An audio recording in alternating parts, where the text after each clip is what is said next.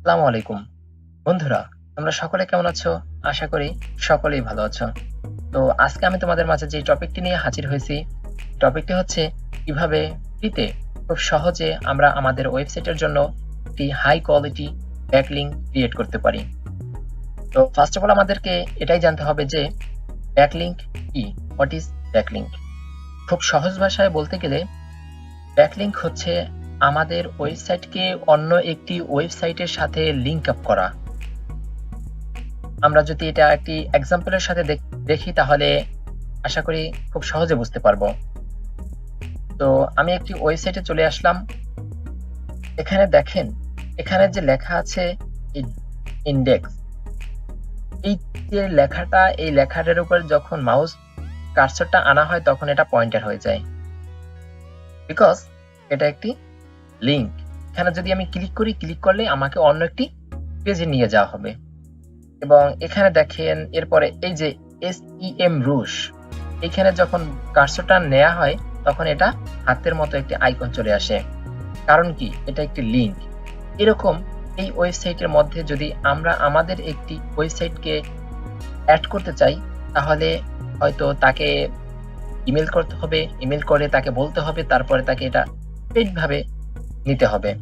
কিন্তু আমরা ফ্রিতে নেব এবং সহজে খুব ভালো একটি ব্যাকলিংক আমরা আমাদের ওয়েবসাইটের জন্য নিব। তো আমরা বুঝে গেলাম যে ব্যাকলিংক কি। এবার চলুন দেখে নেওয়া যাক কিভাবে আমরা আমাদের ওয়েবসাইটের জন্য একটি হাই কোয়ালিটি ব্যাকলিংক তৈরি করতে পারি। তো সেটি নিতে হলে আপনাকে যেতে হবে একটি ব্রাউজারে। তো ব্রাউজারে এখানে এসে তারপরে আপনি এখানে লিখে সার্চ দেন কোরা লিখে যখন সার্চ দেবেন, সার্চ দেওয়ার পরে এখানে কোরার যে ওয়েবসাইটটি রয়েছে এই ওয়েবসাইটটি আপনাদের মাঝে শো করবে।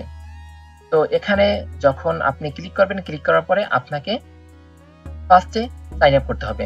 তো আমার এখানে অলরেডি সাইন আপ করা আছে, তাই আমি দেখাচ্ছি না। আশা করি আপনারা সবাই যে কোনো ওয়েবসাইটে অ্যাকাউন্ট করতে পারেন। তো অ্যাকাউন্ট করা হয়ে গেলে আপনি এরকম একটি ইন্টারফেস দেখতে পারবেন। তো আমি ব্যাকলিংকের জন্য এই ওয়েবসাইটটি কি আপনাদের সাজেস্ট করলাম, কারণ এর কারণটা কি অনেকেই জানতে চাইবেন। এর কারণটা হচ্ছে এখানে আপনাদের যদি আমি দেখাই যে দেখেন এই যে আপনার পুরো যে ওয়েবসাইটে রয়েছে এর ডোমেন অথরিটি আছে 93। তার মানে আপনি বুঝতে পারতেছেন যে এখান থেকে যদি আমরা একটি ব্যাকলিংক আমাদের ওয়েবসাইটের জন্য ক্রিয়েট করি তাহলে সেটা কেমন হবে। এবং দেখেন পেজ অথরিটি রয়েছে 77। এবং আরো যদি আপনাদের কিছু দেখাই না এই ওয়েবসাইটের সম্পর্কে, তাহলে দেখেন এখানে অ্যালেক্সা আছে মাত্র 348। এরপরে গুগল ইন্ডেক্সে আপনার 70.4 মিলিয়ন। আরো যদি এই ওয়েবসাইট সম্পর্কে কিছু আপনাদের দেখাই, দেখেন এখানে দেখতে পাচ্ছেন যে এই যে ওয়েবসাইটে রয়েছে এই ওয়েবসাইটে মান্থলি ভিজিটর আছে 558.30 মিলিয়ন। ভাবতে পারতেছেন এখানে কতটি প্রত্যেক মাসে কতগুলা মেম্বার আসা যাওয়া করতেছে, কতগুলা ভিজিটর আছে। তো